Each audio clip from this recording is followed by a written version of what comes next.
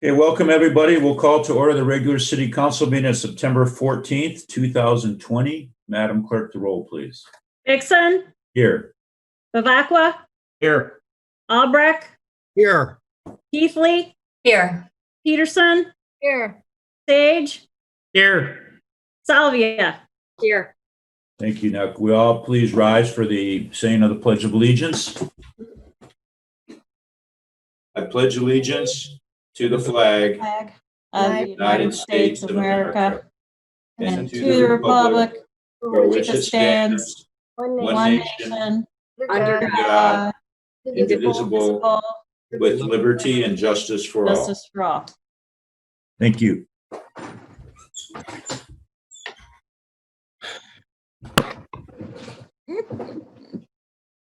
Welcome everybody to our, believe it or not, our virtual meeting in September.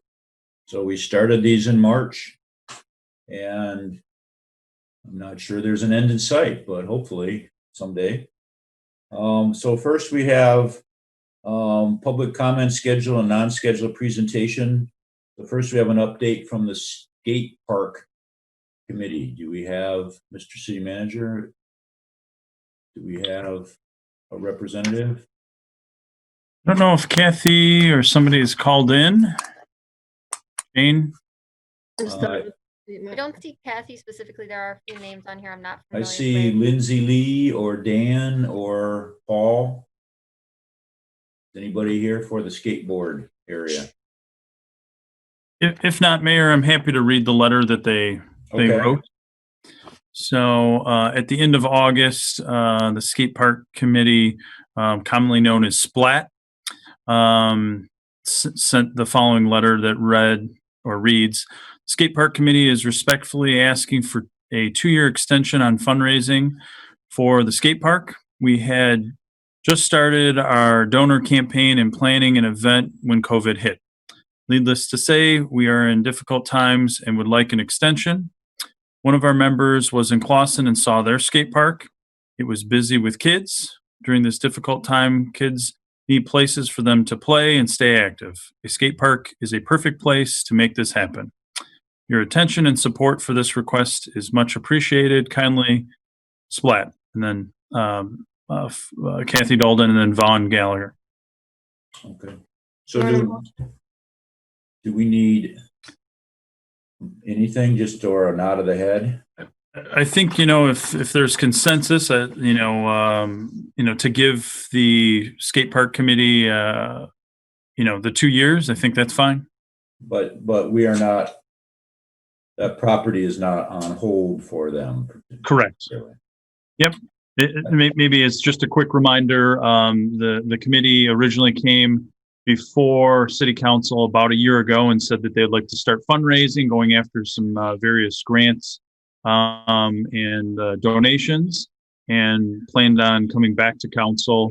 They originally had kind of a sketch or a concept, and this is for kind of the park area that's over by the Public Works campus.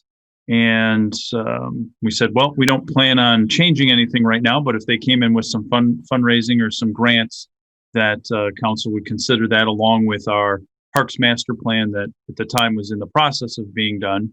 So that's still something that could happen, but doesn't necessarily require or mandate that it does. So council, is there a consensus to give them the 2 years? Yes. Yeah. Yes.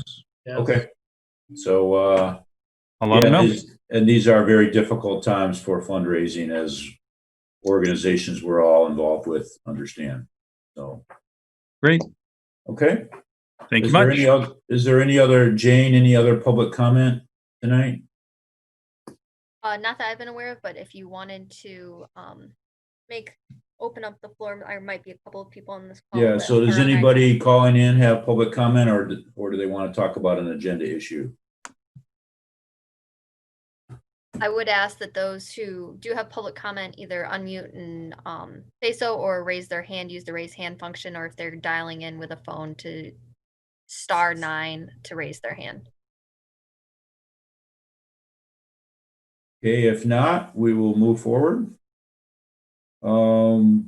Next is an approval of the minutes, consideration of the minutes of the regular meeting of August 24th, 2020. So moved. Motion by Councilmember Peterson, Support. support by Councilmember Albrecht. Discussion? Madam Clerk, the roll, please. Dixon, Yes. Bavacqua, Yes. Albrecht, Yes. Keithley, Yes. Peterson, Yes. Sage, Yes. Salvia. Yes. Thank you. Next is approval of the consent agenda. First is an award of contract for the service line replacement. Second is approval of the RCOC winter maintenance agreement. That's with the county. C is approval of the purchase of IT network for Public Works campus. Guess you get a new building, then you got to have internet and computers, right? Next is an approval of the purchase of security badge system for Public Works campus. Got to have security for the computers for the new DPW yard. And then approval of a fiber contract with Merit to bring fiber to the Public Works campus. So you need fiber optics to come into the thing. So all seem like worthy causes. Council? I'd like to make a motion to approve B and take A, C, D, and E off. Okay. Mayor, can I also note there is also on the back side, there's F, G. Oh, I'm sorry. Yeah. F is consideration of a special event application to hold the Rochester JC Haunted House event. This event will be held each weekend in October in the parking lot 10 next to the park. G, consideration of a special event application from the Pink Creek Center for the Arts to hold the parking lot Picasso event in the parking lot 1. This event will be held September 25th through the 27th. And H is a review of the current special event calendar. So Councilmember Peterson, you wanted? I want to pull A, C, D, and E. Okay, so that means we approve B, F, G, and H. Is there support? Support. Support by Councilmember Albrecht. Councilmember Sage. Thank you, Mr. Mayor. I just wanted a clarification. I will support that motion, but just a clarification in the JC's presentation on the haunted house, it showed a signage that wearing masks by the participants is encouraged, not required, in hopes that they were amending that to be required. They did let us know that it would be required, and they would be fixing that in their material. Thank you. I guess on that same note, because I saw that, but mine was, so are they allowed to still wear their costume mask and then put on and wear a mask over that? I guess, are these children going to be able to come in their costume? They can Chief, wear I don't their know costume, but they have to have a mask, I think. No, I understand that, but are they going to wear their costume mask plus a mask, or what are they doing? Chief, and then I do see it looks like Dan Moldering is also raising his hand. So Chief, is it Chief Shettenhelm? Yep. Yes, so there would be a mask or face covering that would be required. So it would, I guess, ultimately depend on the nature or type or material of the Halloween mask, whether that would cover, or would that be covering for a face covering? So it doesn't necessarily have to be a mask. So they'd have to evaluate that, but some type of face covering, whether it be a complete Halloween mask or a surgical type mask, would be required for people that are going into an interior environment like this. Okay. Very good. On this issue, before we vote, Dan Mollering, did you have a comment? I just wanted to clarify that, yes, it would be PPE mask in addition to Halloween masks. Very good. We appreciate that very much. Okay, so we're doing B, F, G, and H. Madam Clerk, the roll, please.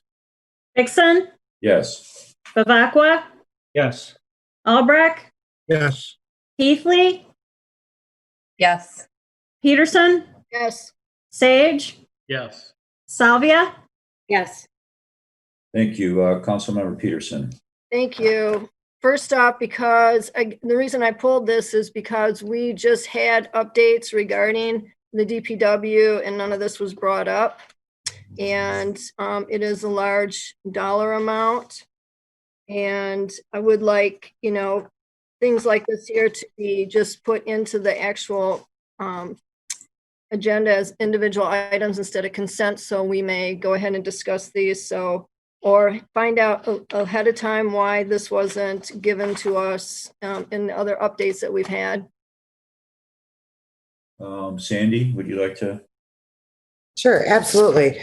And as part of our regular updates, our original contract with Rewald & Sons included a $200,000 contingency, and that is the amount that we've actually been working on, and a lot of the presentations that I've done and the dollar amounts have revolved around that information. But in doing the actual construction of our building and the actual items that were awarded to Rewald & Sons, there were other items that were required to update the campus, such as fiber, security badges. Those things were not part of the construction of our building and the rehabilitation of the campus. So when we did the original projections of that, the Rewald & Sons contract was awarded at the 3.7, including the 200, so 3.7 million, including the 200,000 contingency. And then there were the additional cost upon that. So that is where our projections were originally coming in at 4.8, I believe, Mr. Wing, is that correct? 4.6 and change. Yeah. Yep, I was looking for that number in there. So those are the numbers that we've just now been putting together as we've been getting to the point in our construction that we are now finally getting to the other odds and ends, such as furniture. I mean, that wasn't part of the Rewald contract, and even paper towel dispensers I'm looking up right now and things like that. So those are the other items that we're now trying to get to finish up our campus, finish up our administration building, and taking each individual step as we need to, as we get to those items, and trying to bring those items forth to you as we're getting there. Okay, so Mayor, if I may?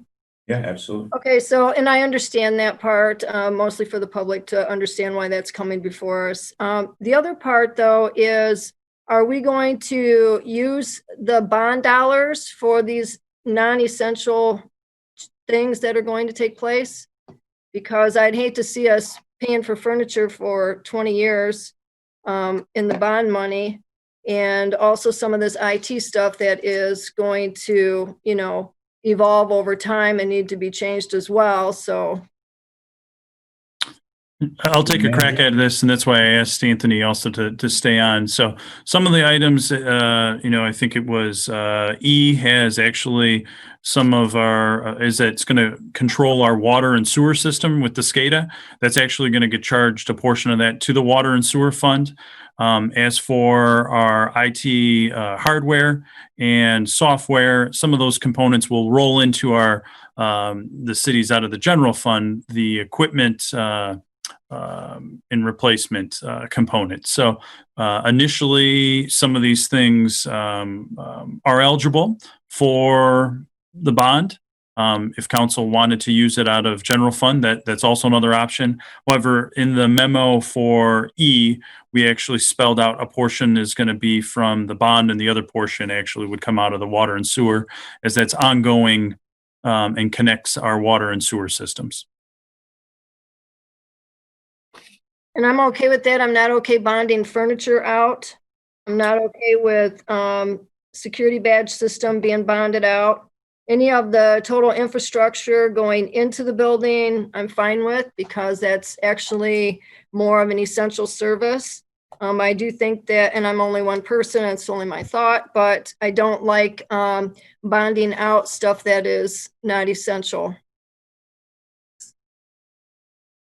And just so that everybody, the furniture was noted that we'd be coming in the future, as we've been getting donations and reallocating furniture also from City Hall, and actually reusing some of the furniture that's already in our public works, the various buildings. So the furniture, again, hearing, and I'm writing down notes on that item, but tonight furniture is not actually a part of any of these items. I was just going off of the bond expenses and allocations sheet that was in the packet. So Do we have a motion? Yeah, right there. well, I'll make a motion to approve the consent agenda items, A, C, D, and E. But you do have the furniture on there as one of them. So it'd be everything except the furniture. So there's a motion by Councilmember Peterson. There's support. Well, I guess furniture, I'm not seeing it there, but it's only on the list. Councilmember Albrecht, you had a question, comment? Yeah, Councilmember Peterson referred to items C, D, and E, but in her motion, she's also referring to item A, which is not related to the DPW Correct. site. I stated that at the beginning. So, But I want to talk about A before we okay. move forward on this. Okay, so So I can support the motion to approve C, D, and E. okay, so we have a motion on the floor for C, D, and E, maker by Councilmember Peterson, support by Councilmember Salvia. Is there further discussion? I would just make the comment as well as Councilmember Peterson that I think there's probably an assumption on people that we paid for this building that all this stuff came with it. Now, maybe that's a faulty assumption, but to kind of see these extra charges on top of it, I understand it, but it doesn't seem great. How's that? Madam Clerk, the roll, please. Vixen, Yes. Bavacqua, Yes. Albrecht, Yes. Keithley, Yes. Peterson, Yes. Sage, Yes. Salvia. Yes. Okay, so Councilmember Albrecht, did you want to start on this? Yeah, mine was just a clarification for Sandy. We had the two estimates, and usually estimates are usually close together. Maybe this is for city manager Wing or yourself, but when you have one estimate at $300,000, the other one at $200,000, I know we took the lower one, and I support that. But that just seems such a large delta between the two bids. What did you see in that made the one so much more expensive, or conversely, the other one less expensive? In talking to the engineer and to Asil Boutros and looking at a lot of the unit prices and the way that they were going back and forth, I think there were just, each one made different assumptions. So it seemed that their unit prices, which is what we want to base ours off of, because those are the most important aspects of this, is that we get into these unit prices because that will dictate some of these unknown variables. So she kind of went through, we looked at the ones that were kind of the most crucial components of this. And I think that's where the $100,000 almost delta came into, was where they were putting their unit pricing as a lot higher with All Seasons versus the Superior quote. Is the unit pricing that much higher because they're using better quality materials that's going to impact the project? Or I mean, I don't think so, because they realized the water service lines, like the replacing them, one is $3,400 and the other at $6,500. I mean, they're almost double in some of the most important aspects of the project. And we do spell out the materials that they're using, so there's not going to be a material difference. And for me to I guess to add on to that, our internal engineer estimate was around 250,000. And so, seeing that lower bid was around 200,000, and then with the contingencies and a few of those other costs added in, as Sandy outlined in her memo, we're right at that 250. So that fell in line with what our engineer estimate for this overall project. The other one was on the higher end, which again, if you unfortunately don't get any other bids, sometimes companies are, building in a little extra profit. Thank you. That's all I had, Mayor. Councilmember Salvia. Yeah, my question is on that 10% contingency. It feels like we're just walking ourselves into paying 10% more. What happens if we do not approve it with a 10% contingency and they go over? So that contingency is our dollar amount. So we would have to either come back to council if it goes over my $15,000 in authority. If we don't use, if we only use $2,000 of it, it's that contingency money doesn't go to that company. That's us watching it, and that's the engineering standard is a 10% contingency on this sort of a construction project. I mean, I understand you go underground and you just don't know what you're going to find, but I'd rather approve this without the 10% contingency. Council could do that if you fell to 5%. I mean, we're going into the ground, so I know we're going to have. Unfortunately, I've never had a construction project that hasn't dug up something. Right. And I have to agree. These are very high numbers, and I'm looking at this, that this is only for 27 lines. I mean, the overall, that's quite a bit per line. And I'd hate to see us giving, every time we give that little bit of extra, no matter what, it's always used. Yeah. So I guess I'd make a motion to approve item A without the 10% contingency. Motion by Councilmember Salvia, I'll support that. support by Councilmember Peterson. Further discussion? Yes, I would like to at least put a 5% in there. Because I think that if we don't put something in there, then I don't know what would happen, but I don't think that's why they usually have a contingency, and maybe city manager can. Well, I mean, the motion on the table is for 10%. Salvia, support by you without a contingency. No, I understand that, but it's up for discussion, so. Okay. The other comment I'd make from an infrastructure committee standpoint is we've been tracking to 250 all along. So to me, this has been kind of a public number at 250, and now we're kind of going over that with the 10% contingency. So No, it's actually the estimate is 4,800. So the contingency is built in. The low submitted bid was for 204,531. okay. So the as-bid construction estimate all in would be 248. Right. We end up back at that number again. It seems to be we just communicate whatever number, and then that's what it comes in at. Yep. I stand by my motion. Further discussion? Madam Clerk, the roll, please. Vixen, Yes. Bavacqua, Yes. Albrecht, Yes. Keithley, Yes. Peterson, Yes, Sage, Yes. Salvia. Yes. All right. Start the digging or something. You got it.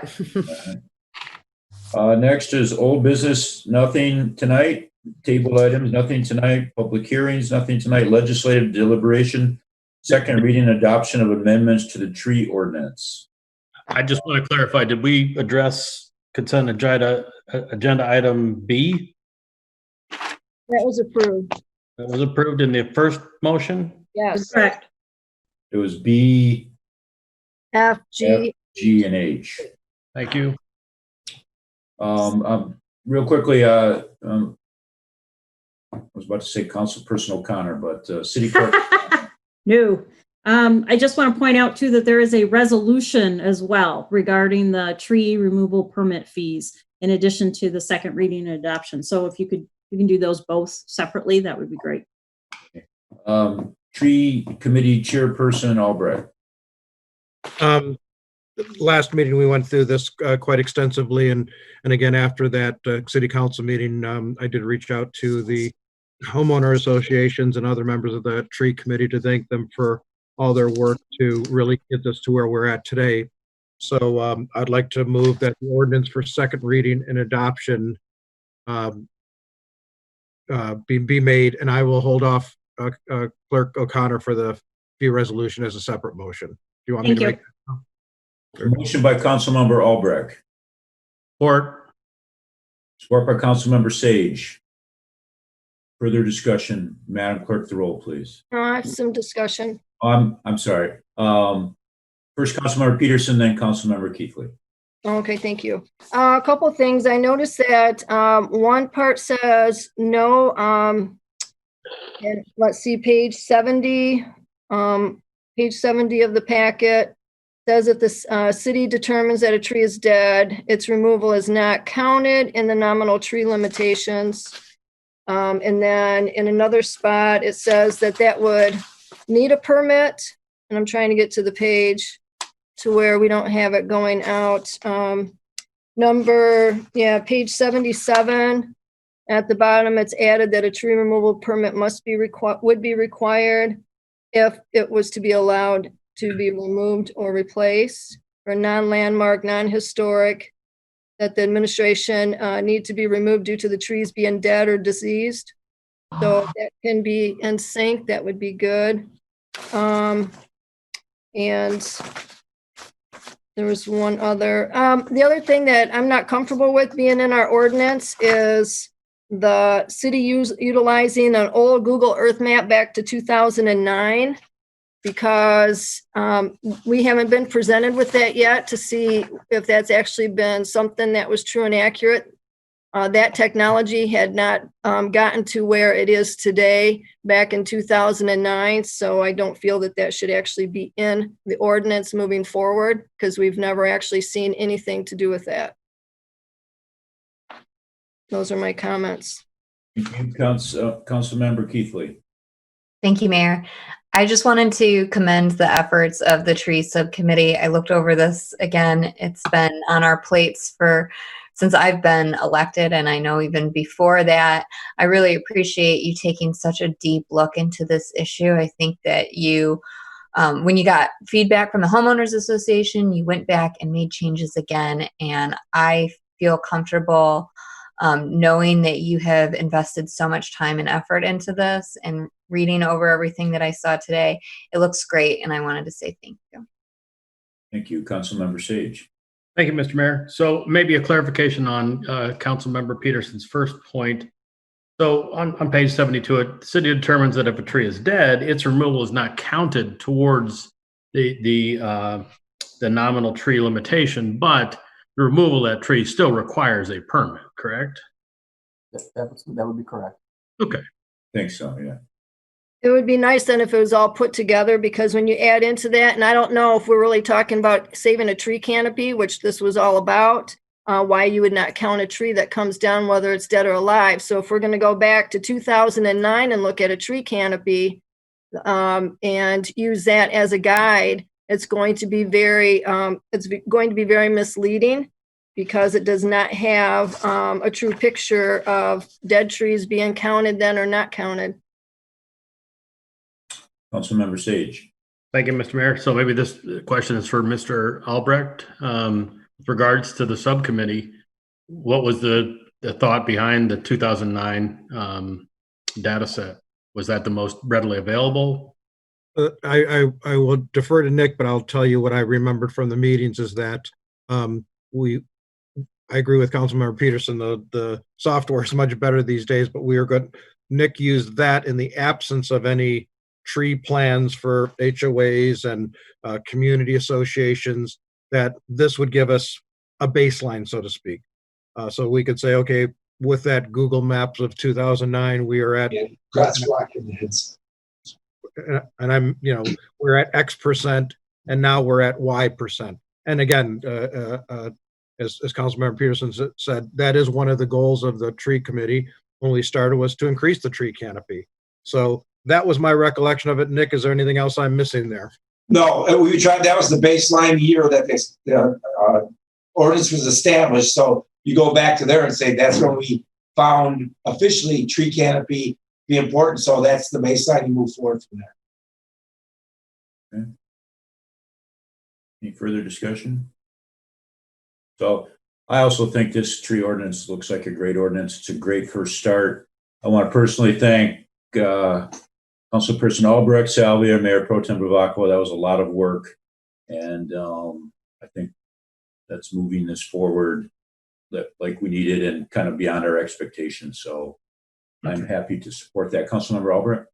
I just want to say I also wanted to thank the members. There were some non-council members of the committee also that really contributed heavily to it, who are very passionate about this, to ensure that we did the right job.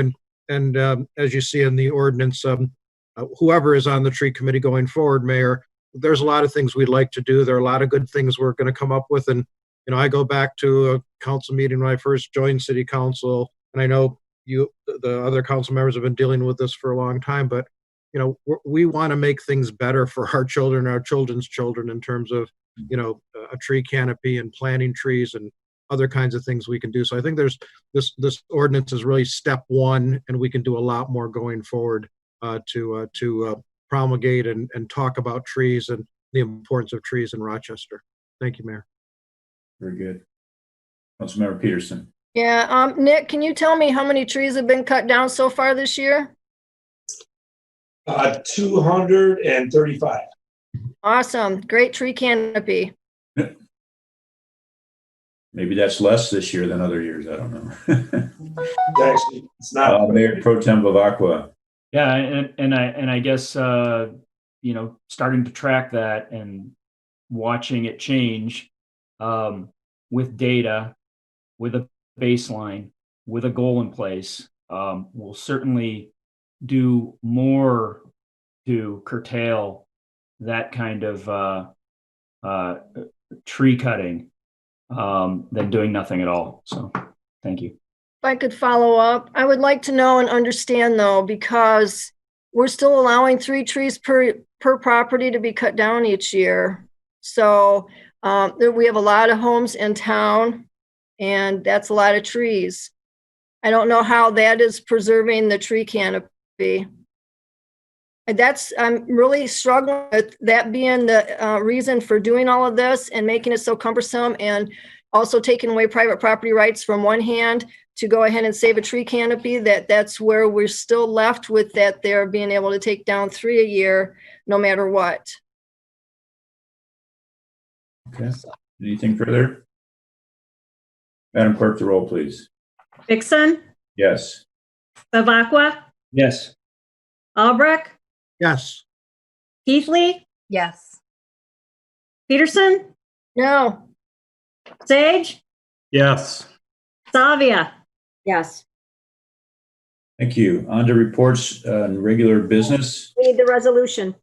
I'm sorry, yes. Councilmember Albrecht. I'm ready. Thank I'd you. like to make a motion to adopt the resolution of fees that will go into effect January 1st of 2021. Is that correct, City Clerk O'Connor? I think that's correct. Yes. Okay. I just want to make sure that was part of the motion. The motion by Councilmember Albrecht. Is there Support. support by Councilmember Salvia. Further discussion? Madam Clerk, the roll, please. Vixen, Yes. Bavacqua, Yes. Albrecht, Yes. Keithley, Yes. Peterson, No. Sage, Yes. Salvia. Yes, Thank you. Now on to reports of the various boards and commission. A report from the Planning Commission. Mayor Pro Tem Bavacqua. Thank you, Mr. Mayor. So we had a few items at the last meeting. First of which was to approve the vestibule at City Hall. That went through. Next was a hearing regarding the multifamily project on North Main on the west side of the street. And that one was approved, but we kind of took it off track a little bit when I sort of used it as an opportunity to discuss what I think was a need for us to do maybe a better job at Planning Commission of protecting the residential taxpayers of our community and trying to hold the developers to some account in terms of whether they're going to complete a project or whether there's deadlines on a project. We all appreciate and like good positive growth and economic opportunity expansion in our city. But at the same time, it has to be done properly, and it should be done with some accountability. So especially when special considerations are being asked for. So we ended up kind of sidetracking a little bit into a discussion on how best to do that. And the long and short of it is that a couple things happened. One, we kind of figured out that we have an option in our ordinance to require bonding for projects like this one, financial bonding, which we ended up getting a requirement that there be a bond that would allow for the grounds to be returned to their current state if the developer didn't complete the project. Beyond that, we got a commitment from administration to take a look at what other communities are doing in terms of development agreements and financial bonds. So, city manager and attorney, if there's anything there that I missed or you want to add to it, feel free. Other than just the financial bonds, I think we're looking at surety bonds and a few others. There was going to be a matrix, but everything else was point on. Okay, thank you. And then the other thing that we looked at was Pfizer's considering building a water for injection still, which is what it sounds like. It's something that allows them to make water that would be used in something that would be injected into the body. So it looks like a pretty extensive project. And there was some feedback that they got from the Planning Commission and the city planner, and they'll be back in front of us again. So that was it. Very good, thank you. Next is a report from the Principal Shopping District, Councilmember Keithley. Thank you. I want to start with the good news that might not be a surprise to anyone, but the lights, the Big Bright Light Show is going to happen in downtown Rochester this year. So the lights have already started to be installed. And the only difference is that we will not be holding lanyards. So we're not going to advertise when the lights will be turned on, but they will be being turned on this year. As far as the other events that the PSD is responsible for, the majority unfortunately have to be canceled due to the safety reasons. But we are still looking at an opportunity to host our Halloween Fest. It would actually be the first time we did this event in the farmers market parking lot, but that's only if we enter phase 5. There are a couple of options for the Festival of Trees that's being investigated to potentially do it in an outdoor space. So that is still a potential. And then the Kris Kringle Market. If we enter phase 5, we can bring in the beverage tent and have this event still. Otherwise, we're looking at the upper level parking deck to run it like a normal farmer's market for that Kris Kringle market this year. And then the In-Town magazine, just another thing to look forward to that's going to hit homes around November 9th. Very good, thank you. So we'll have Big Bright Lights, that's the good news, and hopefully maybe City Council will get tipped off when it's going to come so we can be aware. Yeah, I'm sure we'll let council know. We're trying to not have it so that we have a crowd over 100 and cause, a social gathering sort of event. Right. We will have it at a undisclosed location. Right. Time, really, date and time. Right. Okay, next on to new business referral and miscellaneous. Mr. City Manager. Yeah, tonight we have actually the clerk's item. She had an update that she had previously emailed out, and then that got moved on to this agenda. So, Mayor, if you're okay, I would have our clerk explain her memo and what she would like to do going forward. Sounds good. This is going to be a big fall for you, so let us know what's going on. It's been a big fall already. All right. So in my memo that I sent out to council on August 23rd, I updated you on the hiring of the deputy city clerk. Brian D'Annunzio is a graduate of Stony Creek High School, graduate of Oakland University with a degree in public administration. He started last Tuesday. I think he's going to be a great asset to the city. The rest of the memo deals with 3 points on elections. The first is that the Secretary of State's office has notified all of us that they are going to use CARES Act dollars to prepay postage for the return of absentee ballots. So what that means is the return envelope for absentee ballots is going to look quite a bit different because we in Rochester have a business return mail permit.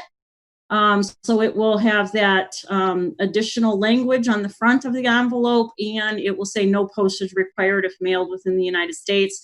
The way that works, according to Mr. Maggio, is that the post office will keep track of those. They will invoice us. Once they invoice us, I don't know if we'll pay that bill and then get reimbursed from the state or how that works, but the idea is that the state would be paying for all of those ballots to be returned, those that are put through the mail. But anyway, my second bullet point has to do with the challenges that the post office is having and how that impacted August's election and how it impacts November going forward, and change to the office hours that I would like to propose doing. So we did experience delays in delivery of absentee ballots the last few weeks in July. And some of those were significant. I was getting phone calls from people that I had mailed their ballots 2 weeks beforehand and they hadn't received them yet.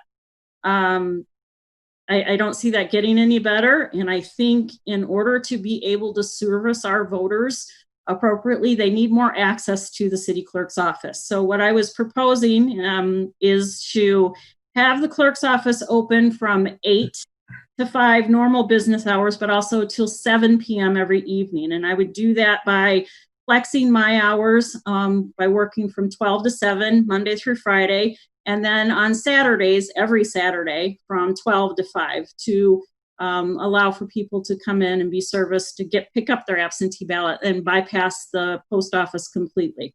So that is my first idea. My second is to have a pickup Saturday. I'm planning on it, and I haven't seen any delays that would prevent this, but Saturday, September 26th from 12 to 5, be open and allow and advertise that anyone of the 4,000 already that we have, people that have already applied for their absentee ballot could come in and pick those up before I just normally I would just automatically mail them out. But I have received dozens and dozens of phone calls. I want to pick up my ballot. I want to pick up my ballot. I want to pick up my ballot. Rather than calling all these people individually, it would be much easier just to be able to advertise a particular day that they can come in and pick them up. So that is the other. Normally with elections, I make a lot of decisions that you guys don't know about. I don't usually come to council for approval for things. But these are significant changes to our process, given the climate. So I don't necessarily need approval, but a nod of heads or answer your questions for sure. So please let me know. I have not received any questions from any of you. So please, I'm ready. Councilmember Albrecht. First off, City Clerk O'Connor, I think the proactive measures you're putting in place are to be commended. You haven't received a lot of questions from us because you've been very proactive in sending us information and communication. And even, in fact, even earlier today, you said we've now surpassed the 4,000 mark for absentee ballots. So the fact that you are adding 15 hours each week to the office hours, having this pickup Saturday, really underscores the importance of this election and the integrity you and your office are making sure exists for it. So thank you, and I support everything you're doing and your team is doing. Thank you much. Mayor Pro Tem Bavacqua. And I love the idea that the pickup option. I mean, it's unfortunate that this particular time in history is a point at which we, for some reason, can't trust our mail service. So it's great that you're providing the option for us to go there and get these and also drop them off. So thank you. Thank you. Councilmember Keithley. I was going to echo my fellow council members' points. I'm very appreciative of this and for you to take the extra effort and go those extra miles to extend the hours and to offer innovative solutions to this problem. So thank you. Thank you. Councilmember Sage. I think Councilmember Salvia raised her hand, or Councilmember Peterson also before me. You can go. I just wanted to also commend the city clerk for her efforts. And I'd like to actually maybe codify what's in your memo a little more formally with a motion that we actually communicate this outside of just posting it on the website, but literally sending it to every eligible resident on these hours and, the pickup Saturday, et cetera. Actually mailing it out to them. That's a lot of cost. When you're talking about 10,000 registered voters and 50 cents per piece of mail and the envelopes and the time, I think between using the post and the website and our news flash and every other means that doesn't cost anything, I guess I would love to send it out to every house, but that is a big task, especially when I'm trying to send out all of these absentee ballots to council member, plus a lot of cost. Do you have a rough estimate for the cost? I mean, is it literally just a postcard at 50 cents and? Well, and then the supplies and the time to get them going.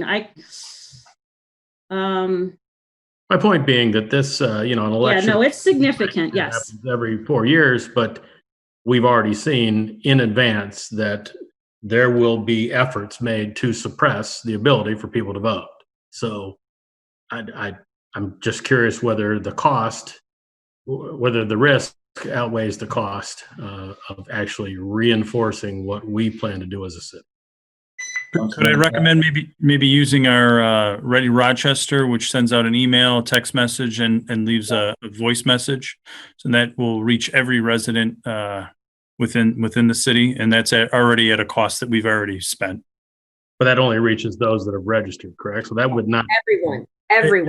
Yeah, we actually purchase a list, so anybody, unless they're not within a certain time frame, if they're driving through, they're triangulated in and would also get picked up. Okay. All right. Ready Rochester sounds like a good option. Thank you. Councilmember Salvia. Yes, thank you. Thank you, Leanne. You give me great confidence in our piece of the election process. Thank you. The question I have is around the drop box. So our drop box is where we go to pay our water bill, right? So if I want to return my absentee ballot, I put it in there. So explain to me, kind of 2 weeks before the election, how is that mail processed and brought in, including water bills and ballots, as well as on election day? What is going to happen with any ballots in there? I want people to feel confident that I put it in that box and my vote is going to get counted. Good questions. So first of all, signage. We received a lot of phone calls. Where can I put it? Can I use that? Jane and I today ordered one of those feather banners that you see all over the place. So we're going to have one of those that says ballot drop-off box. So the signage will be improved to identify that. That is locked. We're the only ones that have the keys. So usually finance department opens it up and empties it out every morning. When it gets closer to election, I am out there three times a day, getting the ballots out. At the most important time is 8:00 at night on election night, because that is the deadline, and you never know when someone can just sneak one in after that. So what I did and then implemented was 2 election workers that are working the absentee counting board both go out at 8:00. They empty it out completely so that there's 2 persons that verify that there were no more ballots in that drop box after 8:00 or at 8:00 on election night. And then once they're brought into City Hall, we have a tracking system with the qualified voter file. There are their signatures checked off of that. And then they are locked away in the vault unless they're out to be sorted and more intermingled and that kind of thing. So they're locked away when they're in City Hall, and then we check that drop box frequently. Okay, thank you. Are there comments for the clerk? Councilmember Peterson. Yes, and I too, as we spoke before the meeting, Leanne, thank you for what you're doing. And also for everyone else to know that today I actually received a postcard from the Postal Service saying that if you plan to vote by mail, to plan ahead.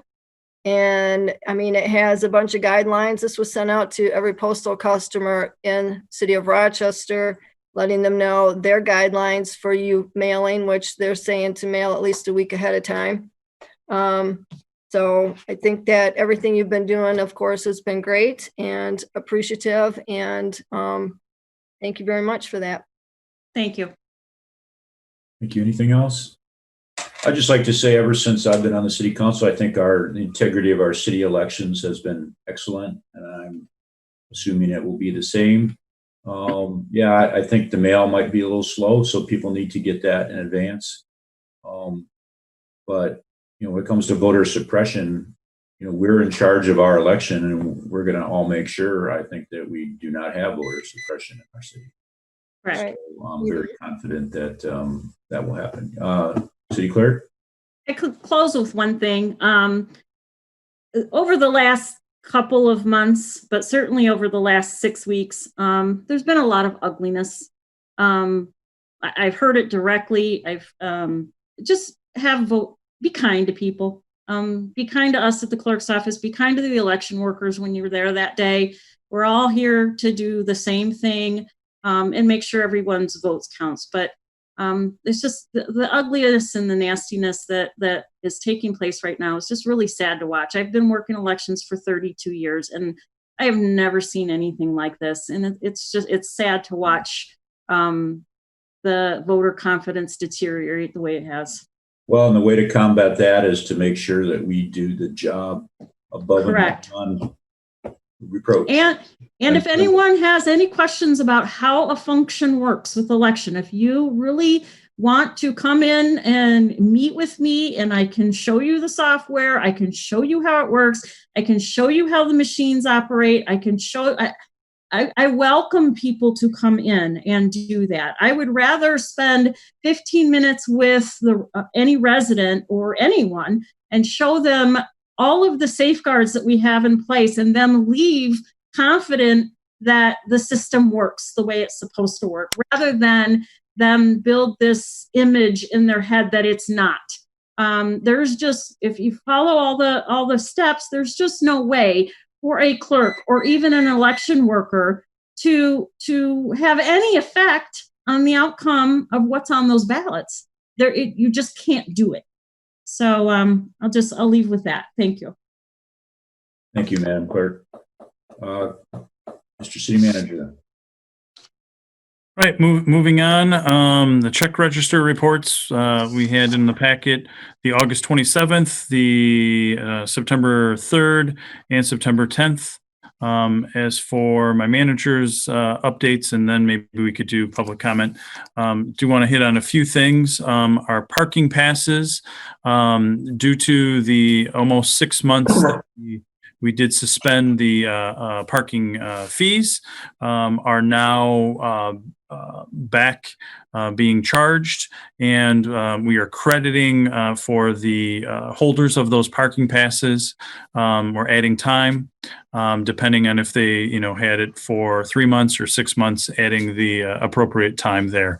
The police department has been issuing, I'll call it like reminders first, or warnings, if you will, for this initial week as we started September 8th, the deadline of the free parking. Next, our census update.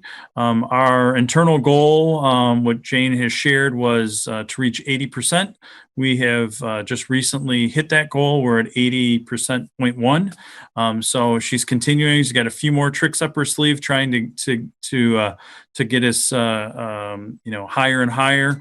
I know that our neighbor Rochester Hills has just hit 85, so they're just a little bit above us, which I think is the second highest in the whole state.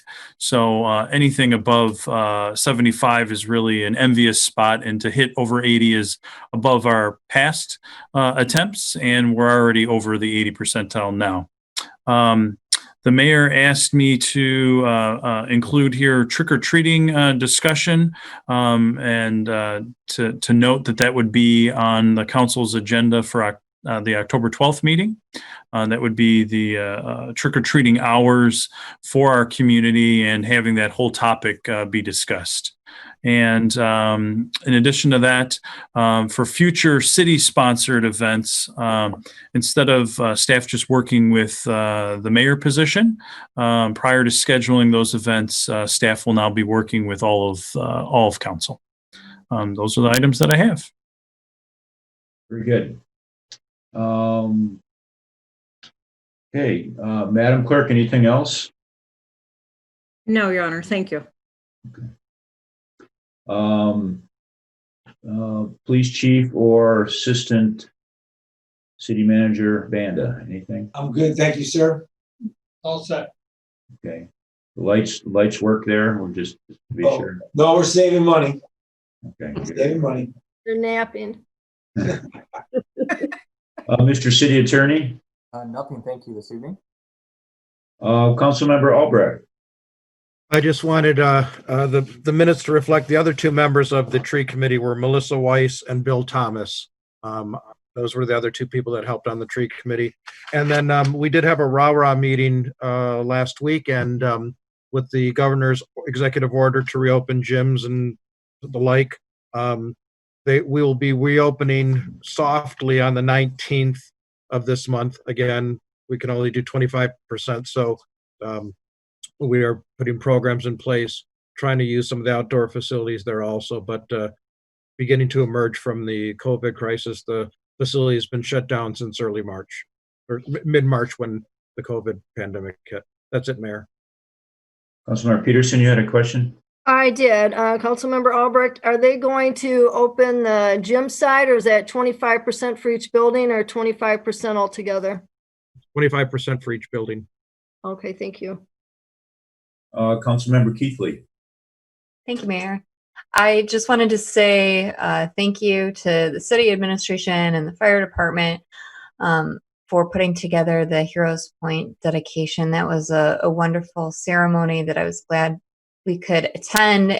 It felt very safe with everyone in their masks and social distancing being respected. And I didn't get the opportunity to say thank you to the Elliots for this new pocket park. So it was great to see and be out there and see some of my fellow council members there as well. It had been a while. I also wanted to mention that over the weekend I went to, and I know that this isn't our community, but there are neighbors, Meadowbrook Hall had an art botanical exhibit fundraiser.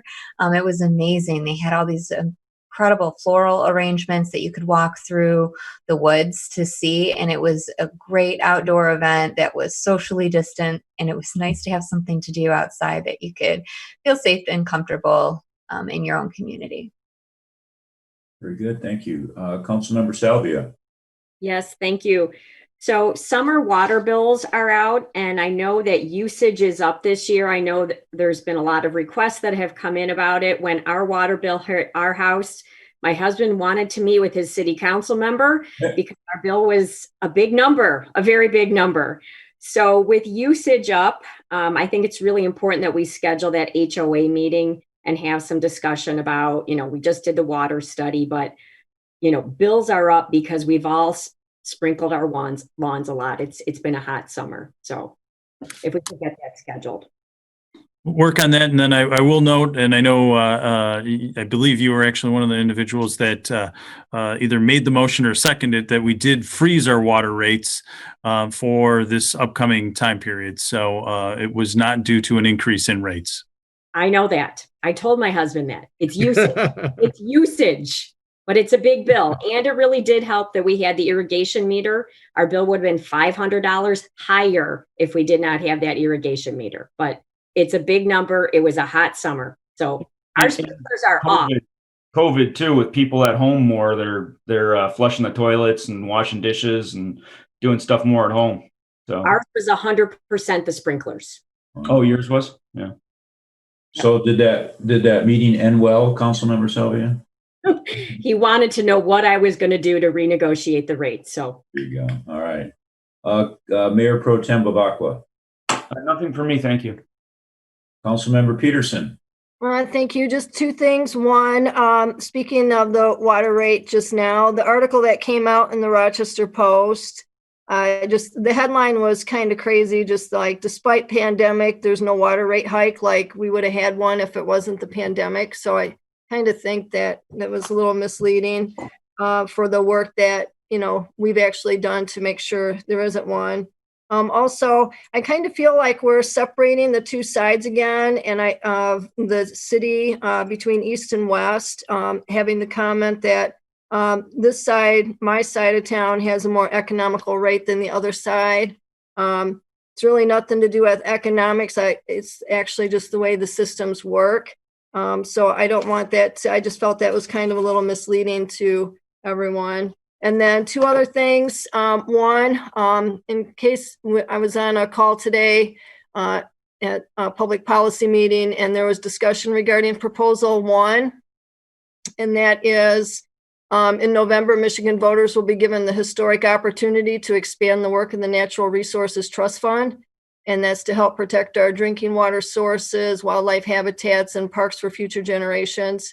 What they want to do with this is lift that cap that had a maximum of 25%, and now it's going to change that to a minimum of 25% of at least 25% of the trust fund disbursements would go towards development restoration. So you could actually go more than 25% now towards that, and at least 25% for land acquisition and properties. And it would also allow up to 50% of the trust fund annual revenue plus interest and earnings to be expanded each fiscal year.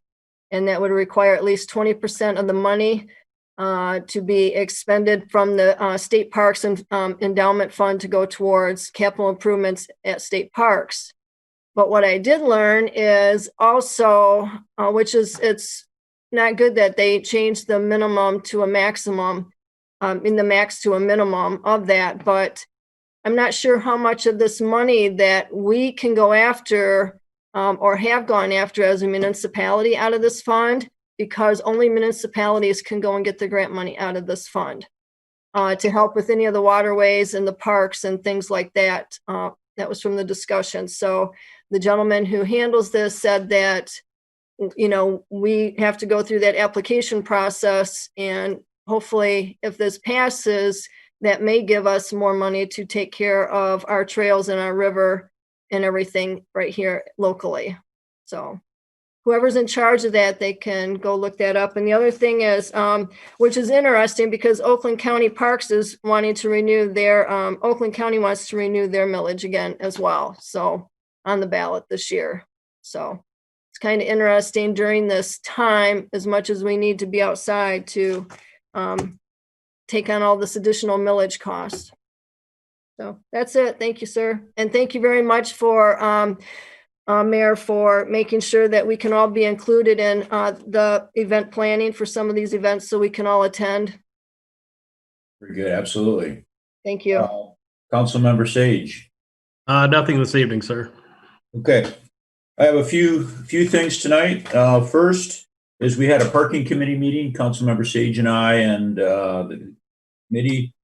We have some issues coming up that we're going to have a meeting in December, and then we'll have some information to pass on for goals and objectives, but it's like we're going to have to potentially look at some parking meter issues and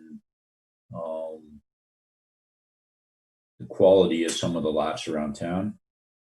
Also want to thank the fire department for the great job on the 9/11 Heroes Point. It was interesting to have an outing after all this time, but it was socially, people kept their social distance pretty much. But it is a challenge, but it was nice to see everybody, and the fire department, I thought, did a very nice job. A little bit of housekeeping. The next meeting, tentatively, we're going to have the Riverwalk project on there. But there are still some issues that are outstanding that we want to make sure we have wrapped up before we have that hearing. So we will know something in the next few days or next, thing. So we either will schedule it on the 28th and have everything and have all the information out to everybody, or if we don't think we're going to have that, we will postpone that meeting, and then we want to postpone it in time to make sure that all the stakeholders in town are very aware of that and things. So we want to make sure that everybody knows the information and nobody thinks that we're moving things around or anything. So we're going to try to over advertise, over communicate as opposed to under communicate, because I know that's that's an issue that's being talked about around town. So the city manager and I and stuff are working on that and are aware that everybody wants the information. There's a lot of people want to know, so we're taking care of that as best we can. And then also, there's a couple openings on the DDA. I have an appointment for one of them for the citizen member, and that's Eric Diana. So I'm going to nominate him. He got his application into me. Leanne O'Connor will get it out to people. So if you want to talk to him in the next couple weeks, feel free to reach out on that, because we'll vote to confirm in 2 weeks. And that's all I have. So is there any further public comment? Jane, anybody out there? Doesn't look like it. All right, everybody. Well, we had a meeting Friday, so that kind of added to our time. So tonight's a normal meeting. So good night, everybody. Thank you very much for coming. Good night. And everybody stay safe. Thank you. Everybody, thanks. All right.